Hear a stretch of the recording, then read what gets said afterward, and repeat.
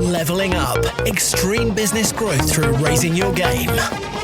When what was once extraordinary becomes ordinary, you know you've leveled up. To celebrate my birthday week this week, I'm going to bring to you one of my favourite BBB Success Group sessions. This one is all about your purpose, and it's all about the role that you play within that purpose. Everyone and anyone will talk to you about the power of purpose. However, very few people, if anyone, will talk to you about the significance of knowing your role within your purpose. And that's what I'm going to bring to you this week. It's a long session. I'm going to break it up over the next 3 episodes on this podcast. If you are losing your fuel, if you're losing your mojo, if you feel like you've lost touch or lost sight of why you're doing what you're doing, then this is the episode, or the episodes that you're going to need. Designed specifically to re-engage you with your business, your life, your purpose, your vision, your dreams, to realize how significant you are, your business is, and what your business does. So sit back and enjoy the first part of this 3-part special series this week, which is about discovering your purpose, identifying your role, and going out there and making a difference, having impact, and of course, creating a successful business and a successful life. Hope you enjoy it. I'll see you on the other side. Great session lined up for you today. Absolutely, like one of the subjects that's so close to my heart as an entrepreneur and a business owner. We haven't talked about this much recently at Success Groups. However, I do believe that now is the time to revisit this if you haven't done so for some time. Maybe for some of you, you've never really thought about some of the questions that I'm going to be asking of you today. Fundamentally, we're looking at purpose, we're looking at our role within that purpose, and fundamentally what we're looking at is giving ourselves that juice of life that comes from being meaningful and purposeful. It's about mattering, it's about, serving a purpose, it's about that what you do matters, it's about that you matter as a human being. Fundamentally, it's waking up, that big question, which is, why am I here? What am I meant to be doing? What am I meant to be focused on, and at different phases in our life, we have different callings. So, when you're a kid, for example, it's meant to be fundamentally about you, and your purpose is all selfish and self-motivated. As we go through life, we start to evolve. Certainly, we start getting a few grey hairs around the beard and around the hairline. At that point, then you're meant to be starting to think bigger, thinking maybe about the community or even the world at large. So there is no right and wrong. It's really important to understand that whatever comes up for you today is what comes up for you today. There is no right and wrong. It's about tapping into something that's bigger than yourself, tapping into something that has a real sense of meaning behind it. And it's about you being fundamentally purposeful and passionate about what it is that you are here to do at this moment in time. And that may be different than what it was 10 years ago, and it may well change again in 10 years. Your purpose fundamentally, I believe, will remain relatively consistent, and when you get to the end of your days and you look back, you'll probably realize that you've been driven by a real an eclectic set of roles that you've had in life, from being a child to being a parent, from a parent, to a business owner, for example, and then you might become a grandparent and then, an elder, and you'll have these different roles and different jobs and that throughout your life. But my bet is that you'll probably be able to draw like a line, if you like. Even though it might seem hectic and crazy, there'll be a line, a thread that goes through all of that, which will make sense to you at the end of the day. So you'll realize that actually, what ends up being your fundamental purpose in life, you'll see threads of this throughout your previous life. So depending on where you are right now, you're going to get different results, and all those results are equal. Okay, there's no better or worse. I've done the exercises, fundamentally the topics we're talking about today. I've done them with teenagers, and I've done them with young adults. I've done them with, young parents, and then I've done them with middle-aged people and then older people. And whilst the commonality is this sense of purpose, this sense of drive, this sense of meaning behind what you're doing, there's also the fact that, when you're a young person, there's different things that are purposeful to you. Does it make sense? You're not meant to be thinking about the wider world, the wider community. So, if you're hoping for your 15, 16, 17-year-olds to be, heavily connected to the outside world. Some are, for sure. Many of them aren't. It's meant to be about them at that age, okay? Young adults, same thing. It's meant to be about dating, coupling up. This is evolution, right? Young parents, it's all meant to be about them. It's meant to be about each other. It's meant to be about the offspring. And then as you grow up and you get older and you go through middle age, of course, your kids like mine are heading off to university this year. And then it starts to change the dynamics of your life again. So I want to share with you a model, which I'm not going to talk about particularly, but I think it sets up really what I'm saying here. And it's what I call the I, we, they phases of life, okay? So if you imagine we are here and in the center, it's me, I, and it starts with an I, right? It's the I that is me, okay? The all-encompassing, all-meaningful, just me, right? So you're born, it is all about the baby. A young baby in the womb of its mother will literally, starve its mother of nutrients in order to survive. This is how evolution has had it all along, because it's about, it's about reprocreation. It's about the genetic matter being passed on. It's about the species continuing to thrive, okay? And the way it does that, of course, is we get together and we have little versions of us, and those little versions of us carry a proportion of us, 50% of us, and we carry 50%, obviously, of each of our parents, etc., and they continue to pass on, all right? When the baby's born, it's meant to all be about the baby. The baby is the center of the universe for its mother. It's the center of the universe for that unit, okay? So we're born as an I. That I phase goes through to a certain age. Now, again, evolutionary speaking, biologically speaking, our times slightly different. Our ages are going to be slightly different to maybe what they are in the way that we run our world today, okay? So, for example, we all know that we're able to have children. We're able to breed. Some people from as young as 11, 12, 13 years old for sure. We're able to breed at that age, but we typically, okay, we hold that back. Does it make sense? And most people aren't having their children until well into their 20s, and increasingly now people are into their 30s before they have their children. So the phases, we have a biological, if you like, phase, but we also then have a societal phase, okay? And we've slightly changed this. It makes sense? Partly because we live so much longer now. So we might expect to live into our 70s, maybe even into our 80s right now. So therefore, life is being, expanded upon. We're not having our children maybe into our late 20s, early 30s, some people even to their 40s. And therefore, the phase of breeding may be deferred. Does this make sense? So you may end up, for example, if you watch something like Love Island, for example, you'll often see on Love Island, these people in their early 20s that are still children. You know what I mean? The way they behave, it's all about them and everything else. And they're behaving much like children, because even though they might be in their early 20s, maybe up to their mid-20s, they have no interest at that point in children. They want children at some point, but there's no real driver for children. What there is still the driver for themselves, the I, and the driver to connect and bond with the opposite sex, okay? Right? Does this make sense? So they still have all these drivers and that to pull people together into unions, into coupling, and pulling these bonds together, all right? And the whole point of that, of course, is to have children down the line. But in their head, they know they're not interested in kids maybe for another 5 years, maybe 10 years, whatever, so they're caught in this limbo land where, biologically, early 20s should definitely be breeding, if not have already been breeding for maybe, 5 to 10 years before that, biologically. Society-wise, they might be still another 5-10 years away from doing that. So when I go through these phases, you'll see how different people will behave differently at different age groups, even though they all go through the same phases, based on the differences between the biological drivers and societal, let's call them motivators, okay? In other words, what we've learned is the right thing to do, what we've learned is the right order of things, etc. So we start with the I.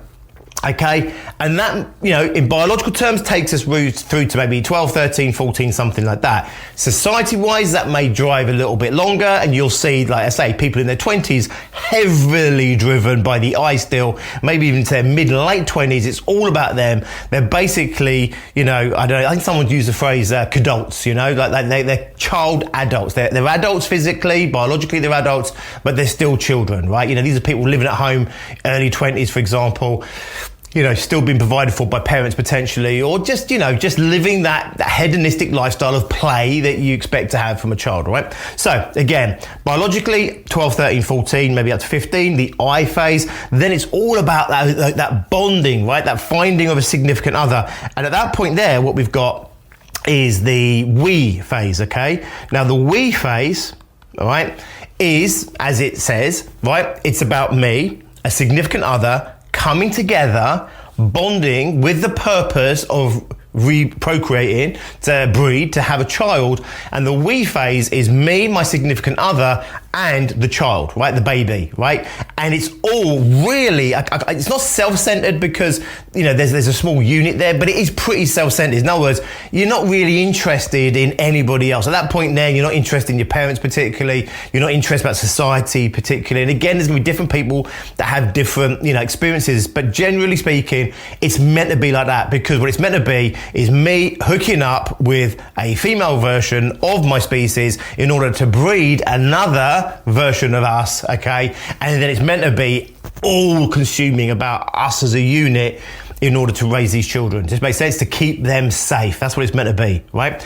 Now again, evolutionary speaking, let's talk about biological ages. You'd expect to start bonding up, hooking up, as I keep saying, maybe 11, 12, 13, 14, certainly into 15, 16, 17. Of course they would be by that point. We see the drivers obviously at that age, teenagers become very heavily consumed with coupling up, very heavily consumed with personal relationships. This makes sense, it's all about that sexual tension going through the teens and everything else. Now, to some degree, we do push that down a little bit because we infantilize our children a little bit, because they're not expected to go out and live on their own and breed at 11, 12, 13, 14, heaven forbid it, right? As a father of two daughters, we kind of hold that back a little bit and we keep them childlike, okay? For longer than biology would have them as children. This is why we have a lot of tension with our teenagers and later teenagers, is because biologically they're meant to be out there on their own. They're meant to be out there as full human beings, if you like, having their own lives. But equally, they're not ready for that, and we still squeeze them down as children. It's not a bad thing, by the way. I'm not knocking this, right? What I mean by that is really simple. We've come up with a way that we feel is best to raise our children, and that isn't to have them at 12, 13 years old out breeding and being out there raising their own offspring and stuff. We want them to go through school, get an education, university, have a life, everything else, and then have that. We've put that in place for them. It was put in place for us. It's an expectation. People were getting married and having children way, way younger than we are now. Just a generation, 2 generations, 3 generations ago. Go back a number of generations and we were having children, obviously, in, young teens, right? Romeo and Juliet were only young teens. So we've kind of changed that, artificially changed that. So that's why we have a lot of battles with our teenagers sometimes, because they're meant to know it all. That idea, they seem to know it all. They're meant to know it all, because fundamentally, by the time, our kids are at breeding age, right? The chances of us still being here are pretty remote, right? In the animal kingdom, the wild, to do another, we've had to have lived, to 30 years plus. Let's say we have our kids 13, 14, 15, they have their kids 13, 14, 15. We'd be into our late 20s, 30s. Well, if we go back evolutionary, I'm going back, hundreds of thousands, even millions of years. Of course, we didn't have particularly great life expectancy, right? Lots of things would have killed us, infections, other animals, etc., right? So we didn't have a particularly great lifespan. So of course it was meant to be that they were supposed to know everything by that point and go off and live their own lives, everything else. If you're a parent of a teenager, that's why they seem to know it all. It's biological in them. They're expected to know it all, because could you imagine if a species had offspring that were off on their own, living their own lives, but knew nothing of life, or felt they knew nothing of life? The uncertainty and the doubt in them would have made them very unsafe. Does this make sense? So they needed that certainty in order to go out there. And the truth is, they do know enough at that age to be able to survive. They just don't know enough, to be able to thrive. But again, don't forget, we artificially hold that back a little bit, because if you go back to when we might have been breeding 13, 14, 15, those kids wouldn't have been off at school, kept as children, playing games on computers and that. They would have been raised as adults. They'd have had a period where they were children. And then, as soon as they could pick up a hammer, as soon as they could pick up a hoe, as soon as they could, physically do anything that was useful for the tribe, they would have been put to work. work, right? So they would have been growing up much earlier than our kids are today. So at some point, right, evolutionary, in terms of biologically, this kicks in a lot earlier in terms of the hormones are still there, the body's still ready to go, some of the behaviors are still in place, but society-wise, we push it down a little bit and delay it a little bit, okay? So the we phase for many people kicks in. The drivers, if I say this, people with teenagers, I've got teenage daughters, the sexual drivers are kicking in, right, as they're meant to kick in, right, through the teens and everything else. But it's overridden, okay, in terms of their mindset. It's overridden in terms of their expectations of life and how life works out. And also, again, because we do infantilize our kids a little bit by keeping them young for longer than biologically they are, if this makes sense, okay? No criticism on myself as a parent, you as a parent. We're all doing what we think is the right thing to do to raise, healthy adults, healthy people.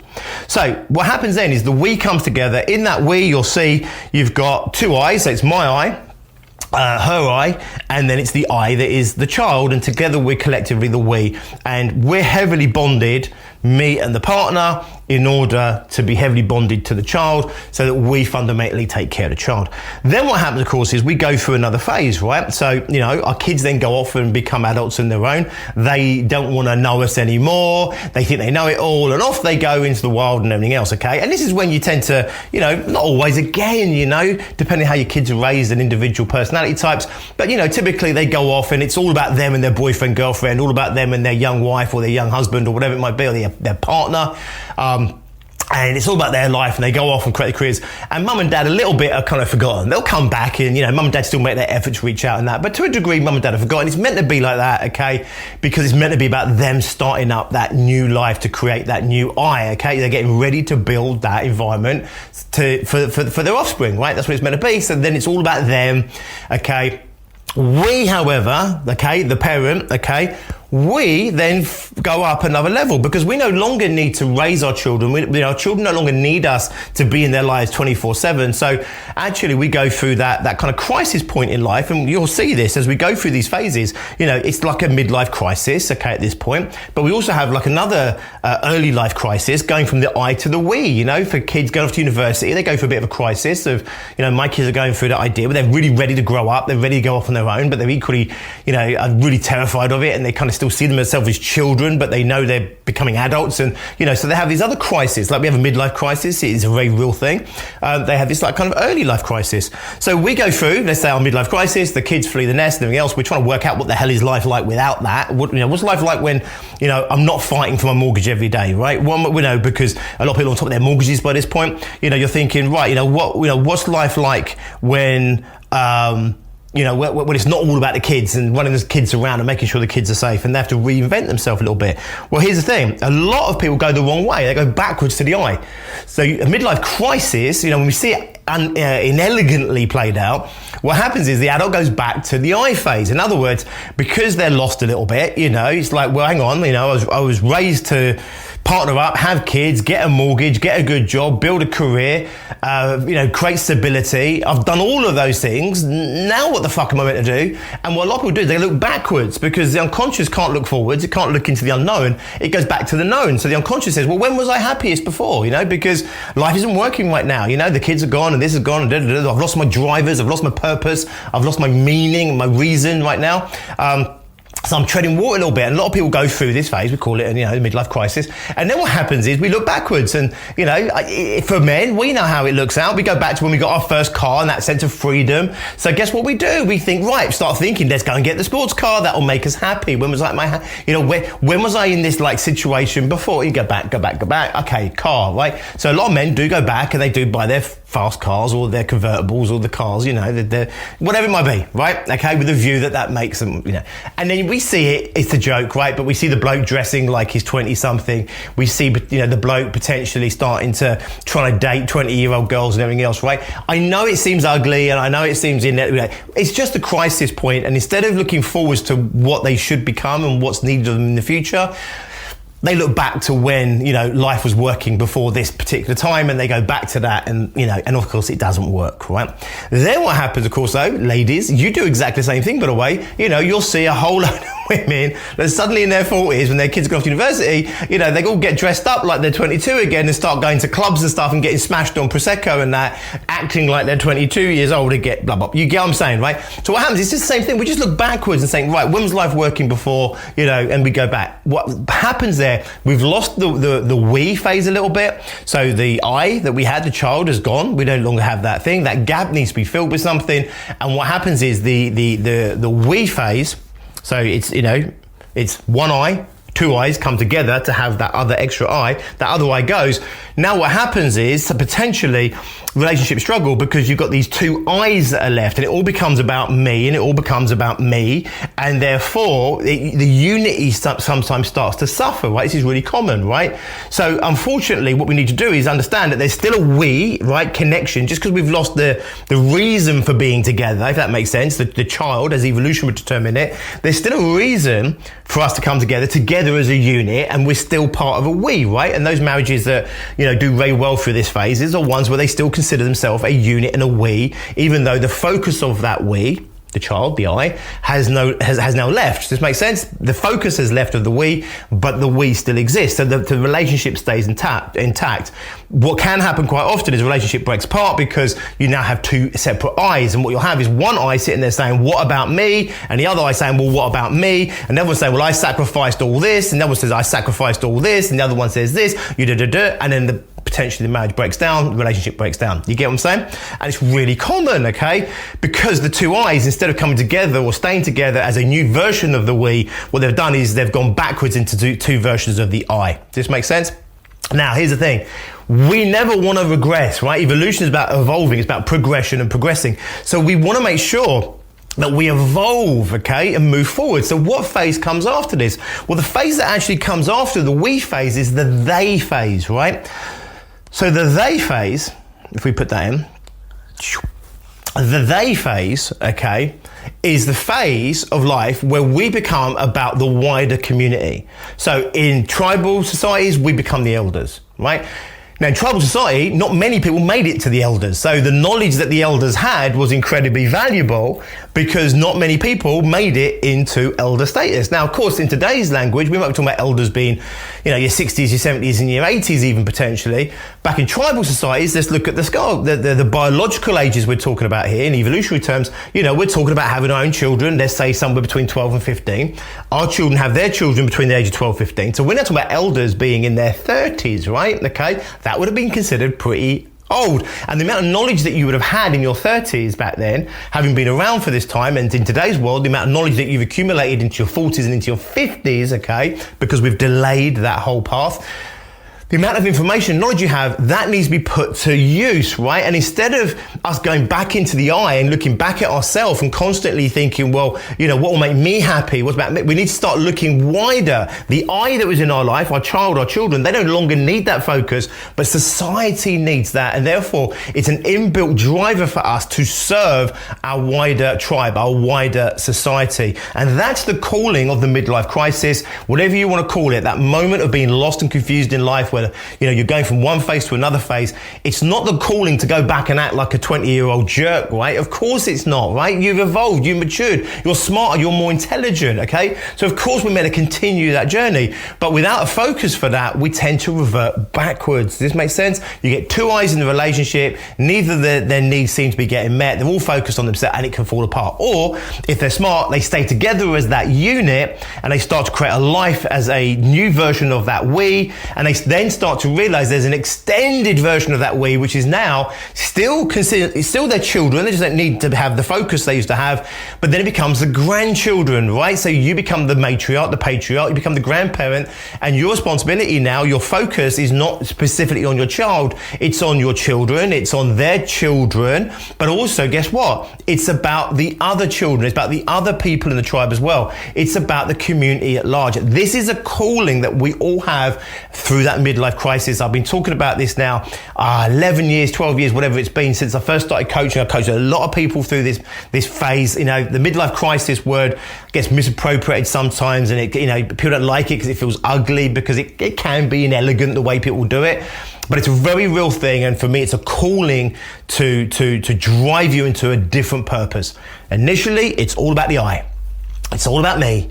It's all about my needs being met so I survive and I thrive as an individual. Then it's about we, it's about me coupling up, finding someone else, creating these couples, then having these children, okay? And then it's about that focus to raise those children, stay safe, fuck everything else around that. You know, if you've got a young family, it's kind of like, yeah, you know, you care about other people, but it's kind of like, fuck everyone else. It's all about this. It's all about my kids, it is. But then it starts to shift, it starts to change, and then we start to widen up our purpose, and then our purpose becomes one of much greater level of serving to society as a whole, okay? This is the natural progression of a human being, of a well-adjusted human being.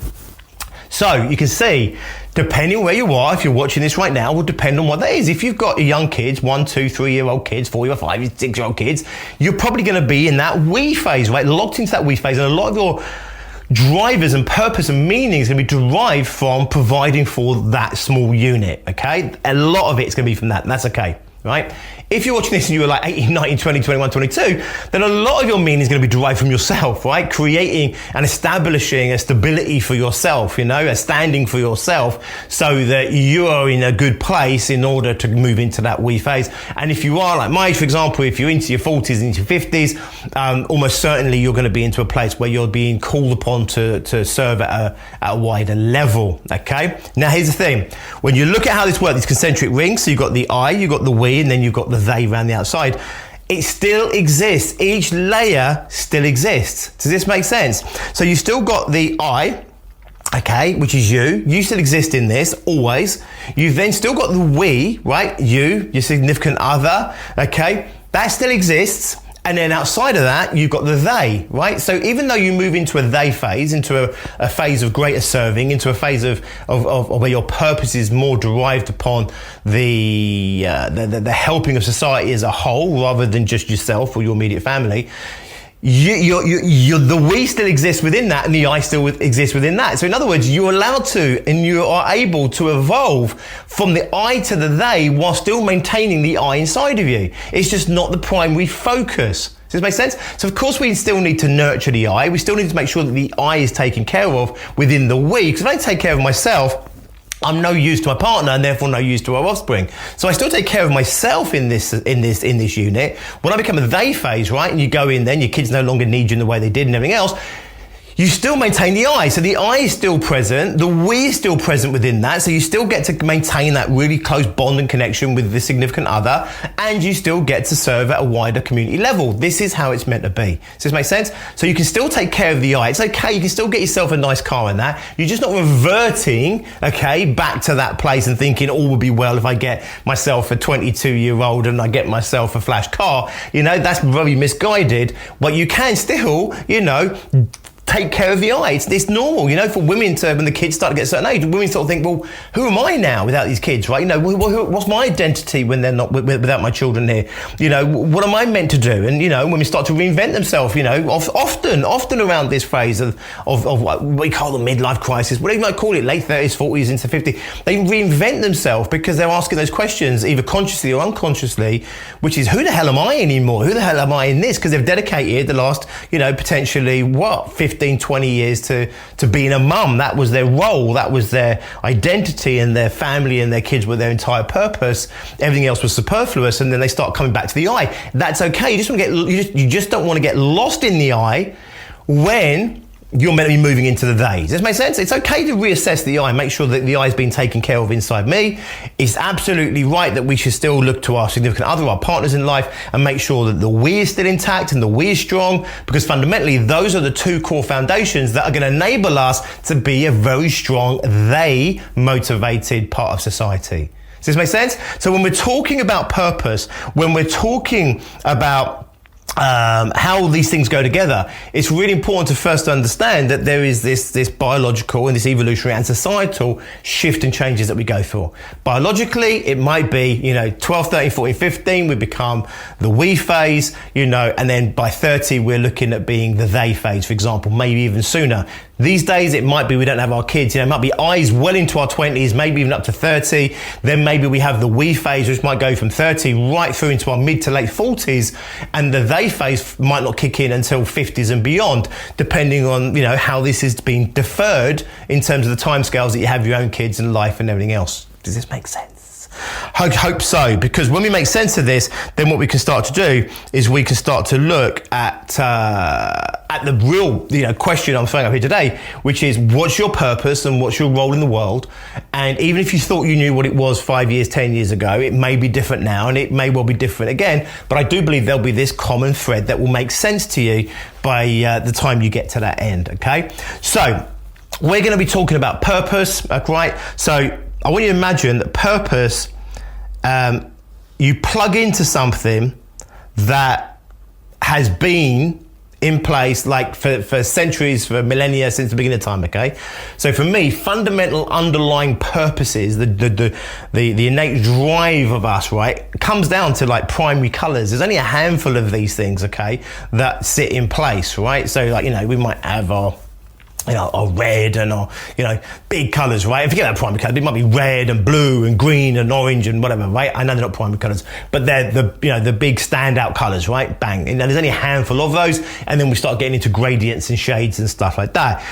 I believe personally it's very similar with purpose, okay? So I believe that someone who was purposeful 1,000 years ago, their purpose could be completely still enacted upon by you 1,000 years later in completely different ways, but fundamentally the underlying purpose was still the same, okay? So when you imagine that purpose goes from before your life, past your life, and then continues into the future. So if you look at how I've drawn the line, what you've got is you've got these lines here, which are basically your birth, and this is your passing, and then in between that is your life.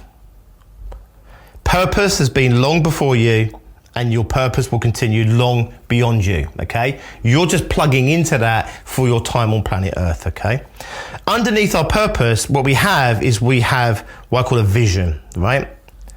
Now, you may have your own definition of these things, so listen to my definitions just so you're on page with me. So again, you have your birth, you have your death. Now your vision is from you, right? So it doesn't exist before you, right? The purpose, you may plug into something. There may be a greater vision that you plug into, but your personal vision for the future starts with your life and then proceeds beyond your life into the future. So your vision for the future, if you like, beyond you, right? Underneath that, contained within your life, you have your mission, okay? So we have purpose, we have our vision, and then we have our mission, okay? Your mission is what you are going to accomplish in your timescales. It's what you accomplish through your time here. Does this make sense? So your mission is your personal objectives that you have. Beyond that, what you have, okay, is a series of roles. Okay, now I've done loads of roles here. You might not have necessarily, 20 roles, but it's possible. If I look back to all my various careers and stuff like that, there's certainly a fair number of those before I found my place here at Bigger Bright Boulder and doing what I do now here through success groups, our masterminds, etc. And equally, of course, within that, I've also been a child. That was one of my roles. I've also been a partner. That's one of my roles. I've also had children. So I'm a father. That's one of my roles. I've also been a child and a grandchild. I've also, you get what I'm saying? And I'll be a grandparent, I hope. And so I'm going to take on all these different roles in life, okay? And those roles are transient roles, and we should never get overly attached to a role because the role will naturally shift over time. Does this make sense? So the role that you are right now, it could be one as a parent, it could be one still as a child, etc. Those things are naturally going to shift. Does this make sense? You're always going to be a child to your mother, but you won't play the child role. Does this make sense? So you'll constantly be evolving, right? So the role will change. In terms of your career, your business, for example, just look at your career, right? From when you left school, and you'll see that you've had many different roles. Does this make sense? Our aim is to align our roles with our own personal mission, our objective that we want to create, which aligns to the vision of what we want to see in the future and what we want to be a part of, creating for the future beyond our own lifetime, which connects deeply the thread of purpose, which is the underlying driver of why any of this fucking matters. Does this make sense? So let's look at purpose first. Purpose could be as simple as, let's say, for example, healing, right? So if you imagine that there are people in this world definitely whose purpose is that of healing. They're born to heal. but they come in so many different shapes and walks of life, okay? So let's go back, 1,000 years, you'd have had your healers back then, and they would have had their way of healing, and you'd have had the version of the doctor, etc. back then that would have done things very differently. Other places, your tribes, you'd have had the shaman, you'd have had the tribal elders and stuff like that, your witch doctors, whatever, right? And they were all considered, part of this purpose, right, which is to heal people, but they would have done it very, very differently, and they would have had different roles, if you like, in terms of how we might identify them, all right? But you'd also have nurses, right? So doctors and nurses may well still have the same purpose, which is to heal. So would a dentist today. Does this make sense? So might a spiritual healer or a monsieur.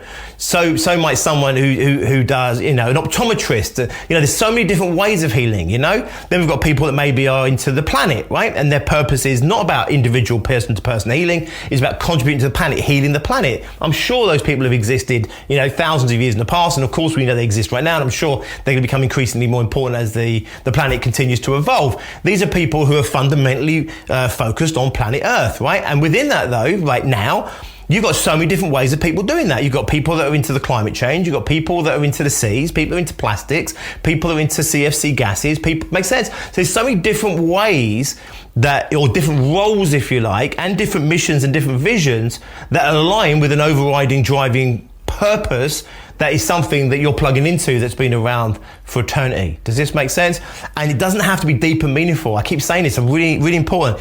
Your purpose does, needs to be purposeful and meaningful, but it doesn't have to be deep and meaningful in the sense, so it doesn't have to be saving the world, saving the whales, saving dogs, saving mankind, curing cancer. It doesn't have to be deep and meaningful like that. It can be to bring laughter. We can go back and the court jesters in the past, and if we go back, I'm sure there were the versions of the clown that go back thousands and thousands of years, okay? There were people who were inspired, motivated, driven to bring laughter, to bring joy, to bring levity to their fellow, human beings, right? And we see that all the way through now, right? So we might see that through comedians right now in the most obvious sense, but you may find people who have I don't know, people, the example I use, is the guy that makes, plastic rubber dog turds, right? Fake dog turds. If he's not purposeful about people, bringing joy to people's life, and he can't find the purpose in that dog turd, he's just making dog turds because, it sells and makes some money, that person's not going to be fulfilled, right? Does it make sense? Because it's not connected to any real purpose. They're just selling a dog turd because there's a market for a dog turd, right? This is why small business owners, we've got it made really, because we get to plug ourselves into our own sense of purpose. We can bring our purpose through our work, through our business, out into the world, out into the community and stuff like that. So therefore, we're very powerful for that. But if we just follow the business process mentality of, look for a gap in the market and then plug the gap with a product to the market, that's really good business acumen, by the way, and it's proven that will probably make you more successful, if you like, than sitting there trying to tap into your own purpose and bring your purpose to market. It's a proven, tried and tested model for all the massive companies in the world, is to go out there and look for a hole, create a demand for that hole, and then plug that hole, right? But if you're not connected to the product, you don't give a shit about that thing that plugs in that hole. You might make a load of money, but if that doesn't fundamentally motivate you and it's not fundamentally part of your core purpose, you're going to run things very quickly. This happens a lot.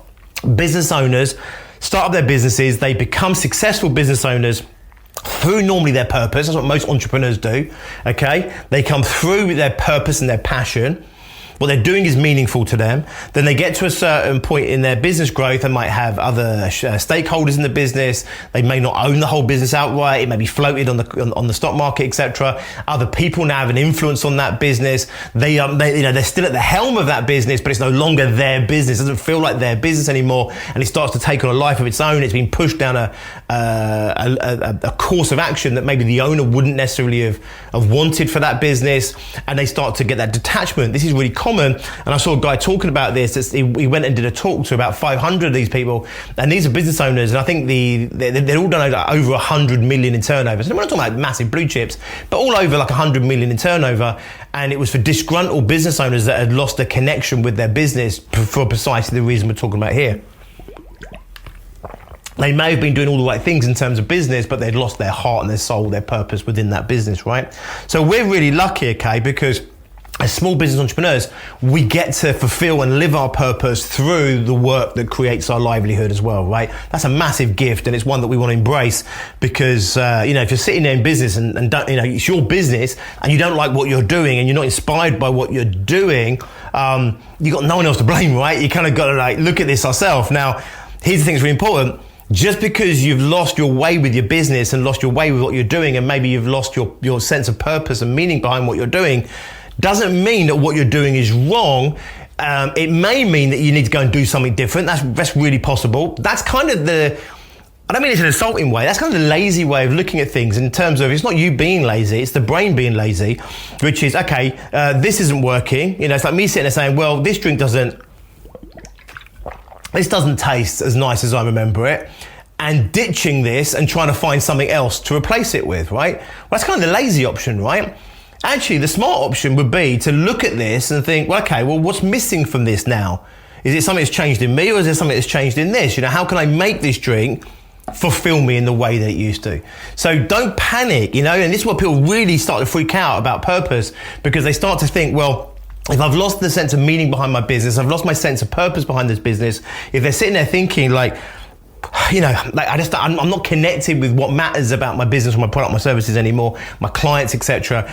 You start to lose that incredible driving force of purpose and that incredible driving force of passion and that real focus and drive, and we lose all of that, right? And we start to feel it a bit hollow and a bit empty and a bit unmotivated and maybe even a little bit dead inside, right? And it's easy to say, right, let's throw it away. Like a relationship, it's like one day you kind of realize that you've kind of fallen out of love with each other, or the relationship's not giving you the joy that you wanted, or the joy that it used to bring you. And, the easiest thing, the laziest thing in the fucking world is to ditch that relationship, right? Throw it away, get divorced, or move out, go and have a fucking affair with someone. It's the laziest fucking way out all the time, right? And it's not accusing you of being lazy, it's the unconscious, lazy way. This isn't working, change it, right? As opposed to, this isn't working, fix it. Does it make sense?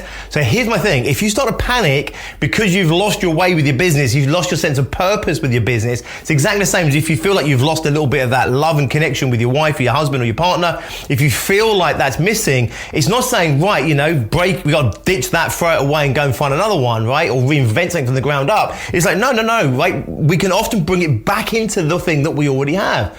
This is why most they're scared to look at their relationship, because deep down they know they're unfulfilled. Deep down they know it's not what they would want it to be, choose it to be. And I know this to be true for most relationships, right?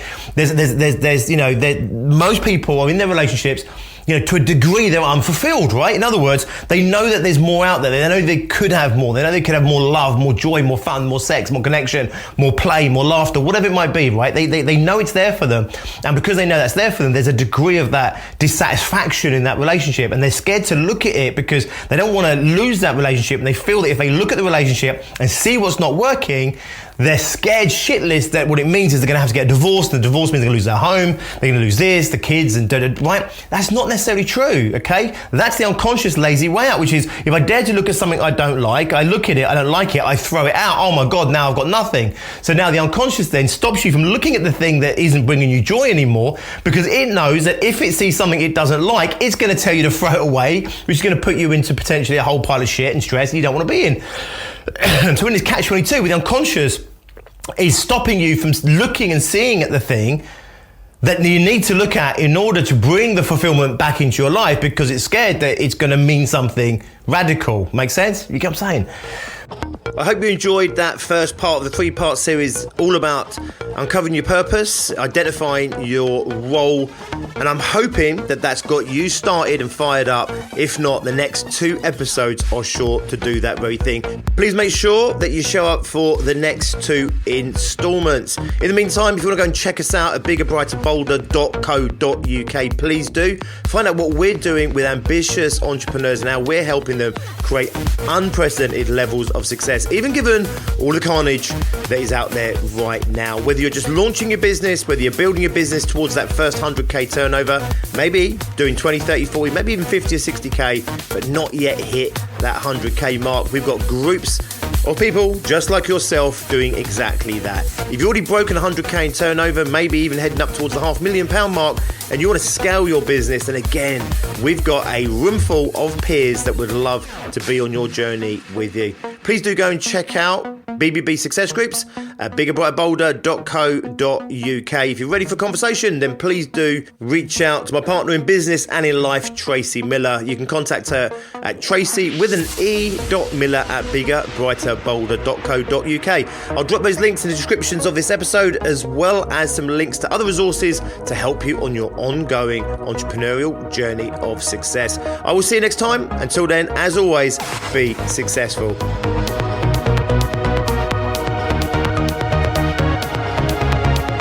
Leveling up. Extreme business growth through raising your game.